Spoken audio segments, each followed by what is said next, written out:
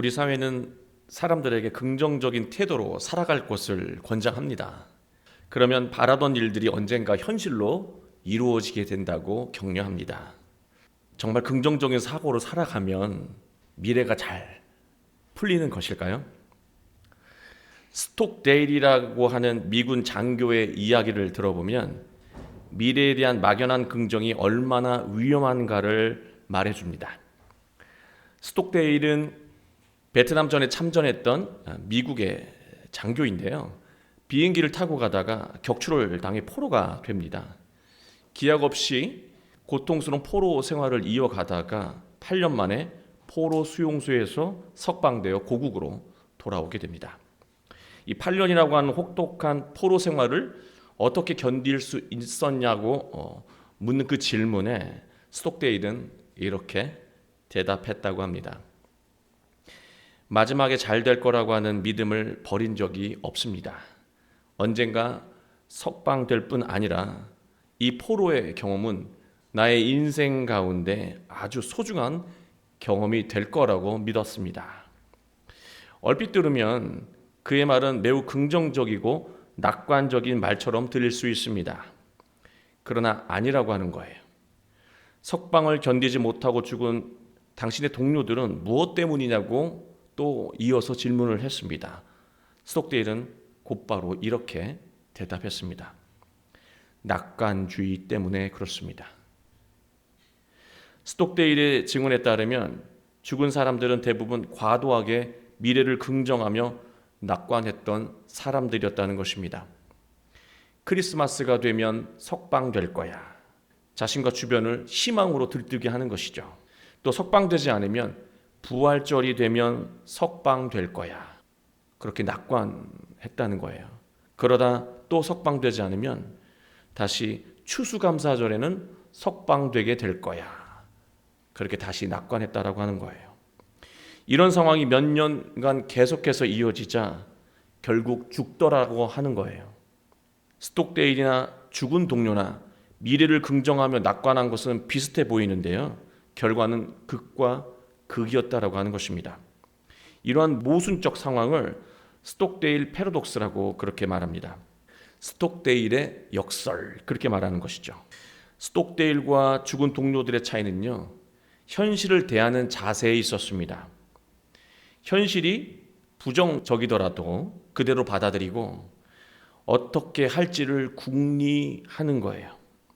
그러나 현실을 받아들이지 않고 막연하게 긍정하고 낙관하는 것은 매우 위험한 상황을 초래할 수 있다는 것입니다. 구체적인 오늘을 살지 않으면 막연한 긍정과 낙관은 오히려 인생을 위험하게 만드는 독이 될 수 있다는 거예요. 저는 이 스톡데일의 이야기가 마음에 걸렸습니다. 그의 동료들이 기다렸던 날들은 모두 교회의 중요한 절기들이었습니다. 죽어간 사람들은 모두 신앙인이었을 것이고 그들은 괴로운 현실을 부정하면서 미래를 막연하게 긍정하는 것을 믿음으로 여긴 거예요. 오늘을 구체적으로 살지 않고 막연하게 미래를 긍정하는 그릇된 믿음이 사람을 영적으로 서서히 죽게 만들었고 결국에는 육적으로도 죽게 만들었다라고 하는 것입니다. 자신의 긍정적인 미래, 또 가정과 교회의 긍정적인 미래를 원하신다면 괴롭더라도 오늘의 불편한 현실을 있는 그대로 받아들이는 신앙부터 시작해야 한다는 거예요. 우리 모두 오늘 말씀을 통해서 신앙 안에서 오늘을 구체적으로 살아가며 아름다운 미래를 열어가게 되길 주님의 이름으로 축원합니다. 신명기는 모세가 이스라엘 백성에게 고별 설교를 하는 내용입니다. 이제 요단 동편을 차지하고요. 요단 서편 가나안 땅으로 들어가기 전에 앞으로 어떻게 살아야 하는지 구체적인 질서가 필요했습니다. 지금까지 노예로 살아온 이스라엘 백성들은 건강한 자유인이 어떻게 삶을 살아야 하는지 정확하게 알지 못했습니다. 그래서 모세는 하나님의 율법을 정리해서 설교한 거예요. 너희들이 자유인이 되면 하나님의 율법을 따라 살아가야 한다라고 하는 거예요. 설교의 주제는 간결하고 명확합니다. 애굽을 탈출하고 광야에서 경험했던 것처럼 하나님의 말씀대로 살면 복을 받을 것이고 그렇지 않으면 불의한 다른 나라들처럼 심판을 받게 된다는 것입니다. 모세는 이와 같은 주제로 총 3번의 설교를 이 신명기를 통해서 하고요. 지금 오늘 우리가 읽은 본문은요, 그 모든 3번의 설교를 마치고 장로들을 소집해서 자신이 작사한 노래를 가르치는 대목입니다. 왜 갑자기 설교를 마친 후에 노래를 또 장로들에게 가르치기까지 했을까? 평소에 노래를 부르면 노랫말은 책을 읽는 것보다 마음에 새겨지죠. 이 가락 때문에 그런데요. 이 가락에 맞춰서 가사를 부르게 되면 이 가사가 외워지게 되고 또 어느 순간 마음에 새겨지게 된다는 것이죠. 그래서 이 모든 설교 내용들을 정리해서 노래로 부르게 한 거예요. 가나안 땅에 들어가서 어떻게 살아야 할지 고민하는 순간이 분명히 있을 텐데 그때 마음에 새겨진 이 노랫말 가사가 그 순간에 떠올라서 도움을 주고 삶의 방향을 제시해 주기를 바랬던 것입니다. 32장 2절을 보면 내 교훈은 비처럼 내리고 내 말은 이슬처럼 맺히나니 연한 풀 위에 가는 비 같고 채소 위에 단비 같도다. 잔잔한 비에 모든 식물이 젖어들듯이 하나님의 말씀에 젖어 살게 되면 영적으로 육적으로 성장하게 된다라고 말하고 있습니다. 그런데 갑자기 5절부터 반전이 시작됩니다. 노랫말 가사가 듣기에 아주 불편한 내용으로 바뀐다는 거예요. 이스라엘 백성처럼 이제 그 꿈에 그리던 가나안 땅에 들어가요. 그 직전이에요. 이렇게 좋은 일을 앞두고 있는 경우라면 미래의 희망을 노래하거나 앞으로 잘 될 거라고 긍정적인 메시지를 주는 것이 일반적인 우리의 어떤 마음 자세입니다. 그러나 모세는 정반대로 하고 있다는 거예요. 하나님의 은혜를 잊고 삐뚤어진 모습으로 너희가 살게 될 거라고 경고하고 있습니다. 너희는 삐뚤어진 마음으로 하나님을 배신하고 불신하는 모습으로 살게 될 거라는 거예요. 우리는 보통 아직 일어나지 않은 일에 대해서 부정적으로 단정하는 것을 극도로 경계하고 나쁜 행동으로 생각합니다. 상대의 미래를 부정적으로 단정하는 것은 긍정을 강조하는 현대인들에게는 죄를 짓는 수준으로까지 받아들여집니다. 게다가 지금까지 목숨을 걸고 이끌어온 이스라엘 백성에게, 이 자식과도 같은 이스라엘 백성에게 갑자기 저주처럼 들리는 말을 한다는 것은 쉽게 이해가 되지 않습니다.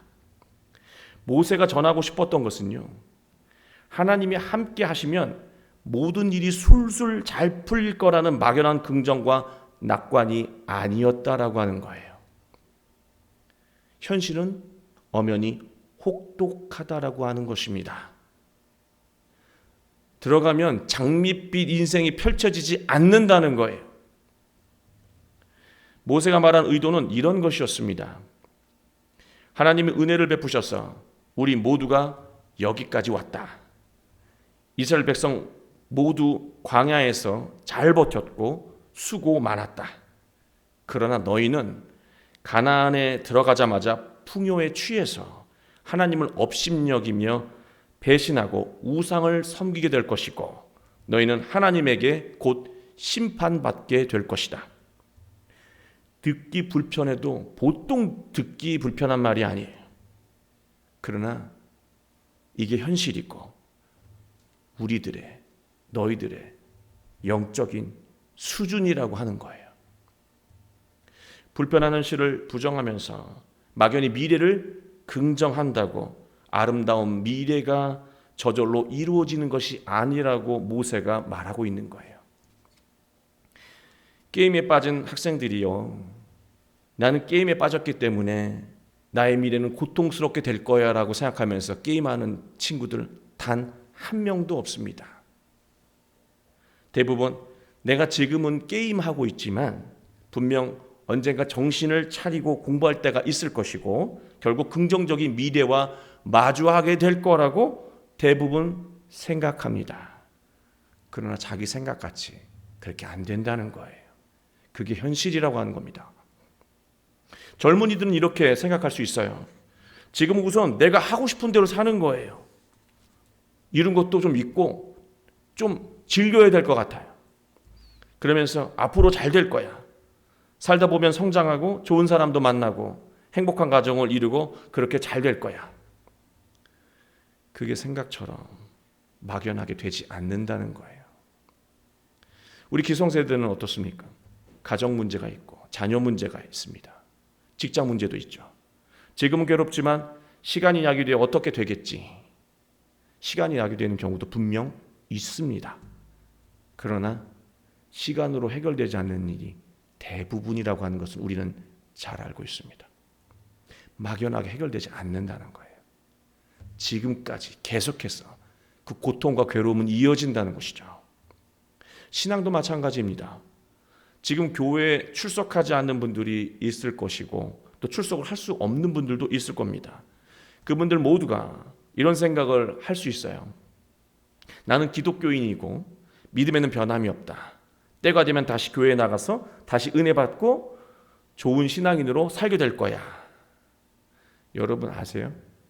우리가 교회에서 생활하고 있으니까 여러분들은 그 교회에 나오는데 성공한 분들만 보니까 대부분 그렇게 마음먹으면 그렇게 되는 것 같잖아요. 실제적으로는 그렇지 못한 분들이 더 많다는 것입니다. 안타까운 말이지만 개척하는 교회보다요 문을 닫는 교회가 더 많다는 거예요. 슬프지만 엄연한 현실입니다. 우린 영적인 병이 있습니다. 나는 예외일 거라고 하는 거예요. 우리는 예외일 거라고 하는 거죠. 우리 가정은 예외일 거라고 생각하는 거예요. 그게 병이에요. 그러나 나도 별 수 없습니다. 나의 자녀도 별 수 없고요. 우리 가정도 별 수 없고 예외가 없다라고 하는 거예요. 오늘 하나님 없이 살아가면 긍정적인 미래는 저절로 오지 않는다라고 하는 말씀입니다. 모세의 노래는요, 미래를 저주하며 비관하는 그런 내용의 메시지가 아니에요.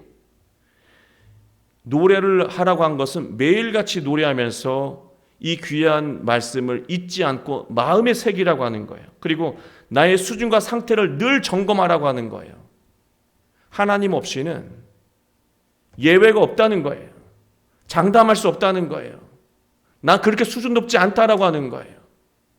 매일같이 노래하며 나의 수준과 상태를 점검하라고 노래를 가르친 거예요. 그래야 가나안 땅에 들어가서 하나님이 주시는 복을 계속해서 누릴 수 있기 때문입니다. 복을 누리라고 노래를 가르쳐 준 거예요. 비난하는 게 아니에요. 그러기 위해서는 매일같이 노래하며 기억해야 할 것이 있습니다. 7절 말씀입니다. 옛날을 기억하라. 역대의 연대를 생각하라. 내 아버지에게 물으라. 그가 내게 설명할 것이요. 내 어른들에게 물으라. 그들이 내게 말하리라. 하나님이 부모님과 함께 하신 과거 역사를 노래하며 기록하라고 하는 거예요. 이 신세대 아닙니까? 대부분 다 죽었어요. 이집트에서 탈출했던 세대들은 다 죽었어요. 이집트에서 탈출하면서 그 광야에서 태어난 세대들만 이제 남았어요. 그들은 어떤 과정과 어떤 형편 속에서 이 놀라운 계획이 시작되었는지 모릅니다. 그러나 부모님이 어떤 과정으로 살아오셨는지, 어떤 은혜로 살아왔는지는 분명하게 들어서 기억하고 있습니다. 그거를 노래하라고 하는 거예요. 노래하면서 기억하라고 하는 것이죠. 하나님은 우리 부모님을 비참한 그 노예의 상황에서 희망을 주시며 용기를 주셨고 애굽에서 홍해를 갈라 이끌어내셨고 그 험한 광야에서도 결단코 죽지 않게 이끌어 주셨다. 그게 내가 사랑하는 하나님이다. 그 하나님이 나와 오늘도 함께 하신다. 그거를 노래하면서 기억하라고 하는 거예요. 부모님의 그 스토리를 기억하면서 잊지 말라고 한 거예요. 부모님이 하나님과 놀라운 인생을 사셨던 것을 마음에 심어주는 것처럼 훌륭한 교육이 없다는 것입니다. 부모의 신앙이 심겨진 자녀들은요, 그 위기의 상황을요, 복된 상황으로 바꿀 수 있는 힘이 있다라고 하는 것입니다. 그 돈으로도 줄 수 없는 능력이에요. 절망을 희망으로 변화시킬 수 있는, 소망으로 변화시킬 수 있는 힘이 있다는 것이죠. 부모님의 신앙이 심겨진 자녀들은 말이죠. 저는 오늘 어린이 주일을 맞이하면서 부모인 우리가 자녀들에게 무엇을 가르치고 남겨줘야 할까? 또 교회 이 기성세대인 우리는 다음 세대에게 무엇을 전해 주어야 할까? 다시 한번 깊게 생각하게 되었습니다. 중요한 순간마다 막연하게 밝은 미래가 올 거라고 대충 다독이며 자녀들을 양육하며 기를 것인가? 아니면 오늘 하나님과 이 구체적인 하루를 살면서 밝은 미래를 만들어 갈 것인가? 우리는 어떻게 자녀를 양육하고 가르칠 것인가? 우리가 매일같이 예수님 앞에서 나 자신을 부정하며 나 자신의 이 수준 낮음을 받아들이지 않는다면 우리뿐 아니라 우리 자녀의 미래도 암담할 수밖에 없다는 거예요. 우리는 기억해야 합니다. 우리 자녀를 구원으로 이끄는 가장 실감나는 노래는요, 바로 여러분의 신앙이에요. 바로 우리의 신앙이에요. 그게 가장 실감나는, 우리의 자녀를 위기에서 구원하는 가장 실감나는 구원의 노래라고 하는 거예요. 또 매일같이 노래하며 기억해야 하는 말씀이 있습니다. 8절 말씀인데요. 지극히 높으신 자가 민족들에게 기업을 주실 때, 인종을 또 나누실 때 이스라엘 자손의 수요대로 백성들의 경계를 정하셨다. 세상의 경계를 정하시고 기업을 주신 것은 하나님이시라고 말하고 있습니다. 이 당시에 각 나라의 사람들은요, 그 나라마다 그 나라를 지키는 신이 있다고 생각을 했어요. 그래서 이스라엘은 여호와 하나님이 있고 또 어느 나라는 어느 신이 있고 그렇게 여겼다라고 하는 것이죠. 그래서 세상을 움직이는 또 다스리는 신은 거기서 가장 힘이 강한 신, 가장 전투력이 뛰어난 국가의 신이라고 하는 거예요. 그게 세상을 다스린다고 믿었습니다. 그러나 하나님은 모세를 통해서 분명하게 말씀하셨습니다. 세상을 움직이고 다스리시는 것은 엘리온, 바로 가장 높으신 하나님이라고 말하고 있습니다. 다 우상이야, 다 가짜야. 진짜이신 분은 오직 이스라엘의 하나님이라고 하는 거. 매일같이 노래하면서 흔들리지 말라고 하는 거예요. 현혹되지 말라고 하는 거예요. 현대인들은 세상을 움직이는 것을 물질로 여기죠. 자본주의라고 하는 그 말은요, 세상을 움직이는 근본이 물자라고 하는 거예요. 물자가 세상을 움직인다, 사람을 움직인다. 그게 바로 자본주의예요. 하나님과 멀어지는 이유는 다른 게 아니에요. 세상을 살면서 하나님의 힘을, 그 능력을 돈만큼도 실감하지 못하기 때문입니다. 돈의 힘만큼도 하나님의 능력을 실감하지 못할 때 우리는 자연스럽게 하나님과 등지며 살아가게 되는 것이죠. 세상을 살면서 우리가 조금만 성숙해진다면 돈이 나를 보호하는 것이 아니라고 하는 것을 비로소 깨닫게 됩니다. 죽음 앞에서 나를 구원하는 게 장롱에 쌓아놓은 돈입니까? 아무것도 나를 구원하지 못해요. 갑작스럽게 사건 사고를 통해서 고난을 겪게 되는 거 돈으로 해결되지 않아요. 막을 수도 없어요. 자녀 돈으로도 훌륭하게 만들 수 없어요. 조금만 성숙하면 깨닫게 되는 거예요. 돈으로 다 해결할 수 없다는 거죠. 10절 말씀을 보면 여호와께서 그를 황무지에서 짐승이 부르짖는 광야에서 만나시고 호위하시며 보호하시며 자기의 눈동자같이 지키셨도다. 여러분, 영화 보시면 주인공이 악당들을 물리쳐 주는데 주인공의 이 주변 사람들이 보는 앞에서 물리쳐 줄 때도 있지만, 우리 영화 보면 이런 장면 있잖아요. 주인공이 조용히 주변 사람들 모르게 악당들을 다 물리쳐요. 근데 이 주인공의 주변 사람들은 왜 이렇게 평안해졌는지 모를 때가 있어요. 주인공만 혼자 씩 웃을 때가 있죠. 하나님이 우리를 보호하시는 게 바로 그와 비슷해요. 내가 지금 하나님께서 나를 보호하고 계시다라고 감지하는 이 부분은요, 100만 분의 1, 1000만 분의 1도 안 돼요. 우리가 인지하는 건 얼마 되지 않아요. 하나님은 우리가 인지하지 못하는 상황 속에서도 보호하고 계시다라고 하는 거예요. 그게 바로 눈동자처럼 지킨다는 거예요. 생각지도 못한 상황 속에서 우리를 지키신다는 거죠. 나는 모를 뿐이에요. 그게 바로 하나님이시고, 그 하나님을 믿고 살라고 하는 거예요. 두려워하지 말라고 하는 거예요. 세상의 그 어떤 것에 위협을 느끼면서 흔들리지 말라고 하는 거예요. 그 하나님이 너의 하나님이라고, 나의 하나님이라고 되새기며 살라고 말하고 있습니다. 돈은 사람을 편하게 만들어줄 뿐입니다. 우리를 궁극적으로 지켜주지도 못하고 행복하게 만들어주지도 못한다는 것입니다. 돈이면 다 해결된다는 생각이 들 때가 있죠. 자본주의에 사는데요. 그 생각이 들 때 그 생각을 바로 떨어내야 참된 행복을 누릴 수 있다라고 하는 것입니다.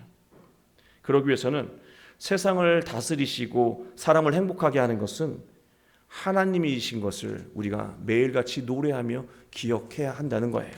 그렇지 않으면 이 자본주의 세상에서 우리 금세 물질주의에 빠져서 불행한 인생을 살 수밖에 없다는 거예요. 하나님을 믿고 말씀에 순종하는 사람들이 얼마나 큰 복을 누리게 되는지 모세는 노래합니다. 13절, 14절을 제가 읽어드릴게요. 여호와께서 그가 땅의 높은 곳을 타고 다니게 하시며 밭에 소산을 먹게 하시며 반석에서 꿀을, 굳은 반석에서 기름을 빨게 하시며 14절 소의 엉긴 젖과 양의 젖과 어린 양의 기름과 바산에서 난 숫양과 염소와 지극히 아름다운 밀을 먹이시며 또 포도즙에 붉은 술을 마시게 하셨도다. 축복의 내용이 주로 농산물의 풍성함이잖아요. 그 당시엔 그게 최고였기 때문에 그런 거고요. 오늘날로 비유하면 또 다른 축복의 모습이 되겠죠. 그런데 여기서 감동적인 표현, 놓쳐서는 안 되는 내용이 있습니다. 반석에서 꿀을 얻게 하시고 굳은 반석에서 기쁨을 빨게 한다는 말씀입니다. 이 반석이란 말이 2번 나오는데요. 단어가 다 달라요. 첫 번째 이 반석이라고 쓰인 단어는 세라인데요. 험한 돌이라고 하는 뜻이에요. 험한 돌. 그리고 2번째 반석이라고 번역된 것은요. 쭈루, 절벽이라고 하는 것입니다. 좋은 것을 기대할 것이 없는 절박한 상황에서 하나님은 달콤한 결과를 얻게 만드신다라고 말하고 있어요. 하나님을 믿고 끝까지 순종하는 사람에게 말이죠. 절대로 달콤한 것들을 얻을 수가 없는 이 척박한 절벽과 험한 돌에서 꿀이 나온다라고 하는 거예요. 기름을 빨게 된다라고 하는 것이죠. 일어날 수가 없는 일이 일어난다는 거예요. 마음에 하나님께서 나를 지키시고 인도한다는 그 믿음을 가지고 순종하는 사람의 인생 속에서 말이죠. 그 노래를 매일같이 부르면서 확고한 믿음을 가지고 살라고 격려하고 있는 것입니다. 그러나 우리가 예상한 시간에 기대했던 것들이 이루어지지 않으면요, 금세 실망하고 낙심하게 되는 일이 더 많습니다. 예상했던 결과, 예상하는 시간이 맞지 않으면 금세 절망할 수밖에 없어요. 누구나 다 그래요. 설교를 전하는 저도 마찬가지예요. 그런 순간에 우리는 어떻게 이 상황에서 우리는 어떤 노래를 불러야 하는가? 앞에서 말했던 스톡데일의 동료들은요, 자기가 예상한 시간에 이루어지지 않은 석방 때문에 서서히 무너지며 죽어갔습니다. 우리도요, 그릇된 신앙으로 서서히 죽어갈 수도 있어요. 이럴 때 불러야 하는 노래가 있다라고 하는 것이죠. 어떤 노래인가? 11절입니다. 마치 독수리가 자기의 보금자리를 어지럽게 하며 자기의 새끼 위에 너풀거리며 그의 날개를 펴서 새끼를 받으며 그의 날개 위에 그것을 엎는 것 같다.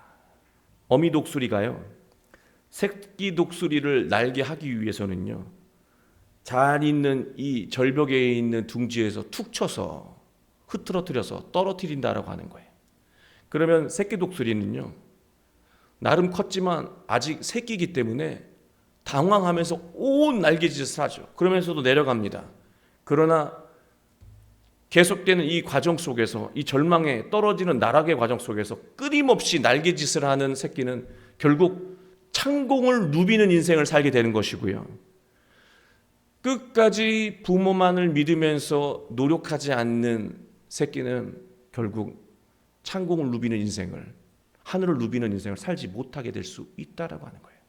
그러나 떨어질 때 내버려 두지 않고 어미 독수리가 날아가서 그를 떠받치는 것처럼 하나님은 우리가 연약할 때에도 떠받쳐 다시 제자리로 올려 놓으신다라고 하는 거죠.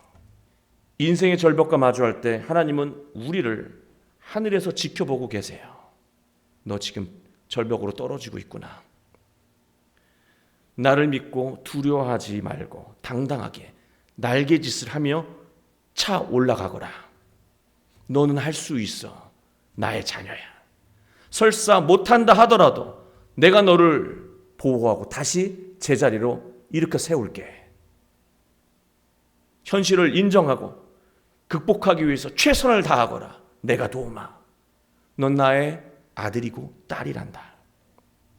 매일같이 이 노래를 부르며 살아가면 그 노래가 마음에 새겨져서 우리를 승리의 길로, 생명의 길로 인도한다는 것입니다. 오늘은 어린이 주일입니다. 어린 자녀에게, 또 다 장성한 자녀에게 우리는 무엇을 남겨줘야 합니까? 자녀가 위기의 순간에서 부모의 신앙을 노래할 만큼 우리가 그런 신앙을 가진 부모입니까? 우리가 죽고 떠났을 때 부모님이 남겨주신 그 사랑, 신앙, 그 사랑을 이 위기의 순간에 노래할 만큼 그런 신앙을 우리가 갖고 있냔 말이에요. 자녀가 위기의 순간에서 부모의 신앙을 노래할 만큼 신앙을 갖기 위해 노력해야 합니다. 세상에 막연하게 잘 되는 것은 단 하나도 없습니다. 오히려 막연한 긍정이 우리의 삶을 서서히 죽여간다라고 하는 거예요. 그러나 부모인 우리가 오늘 하나님과 함께하며 순종의 삶을 살아간다면 우리의 인생 가운데 놀라운 일이 일어나고 우리의 가정과 우리의 교회에 놀라운 일이 일어나게 될 것입니다. 특별한 미래는요, 하나님과 함께 오늘 특별하게 살아갈 때 그 사람에게 열린다는 거예요. 이 소중한 깨달음을 가지고 감동적인 한 주를 살아가시길 주 예수 그리스도의 이름으로 축원합니다.